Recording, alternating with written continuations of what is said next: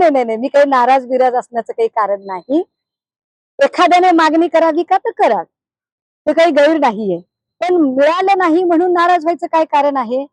बघा, ज्या संभाजीनगरमध्ये एकेकाळी आमच्याकडे प्रचंड सत्ता होती, जिकडे आमचे 5-6 आमदार होते, खासदार होते, महापालिकेत सत्ता होती, आज त्या संभाजीनगरमध्ये फार पक्षाची अडचणीची अवस्था आहे. कदाचित पक्षाला संजीवनी मिळावी म्हणून जर दानवेंना तिथे जर संधी दिलेली असेल तर हरकत नाही.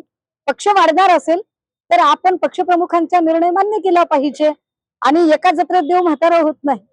त्यामुळे माझ्यासाठी अजून खूप मोठा स्पॅन आहे आणि तो मोठा स्पॅन मी लढला पाहिजे.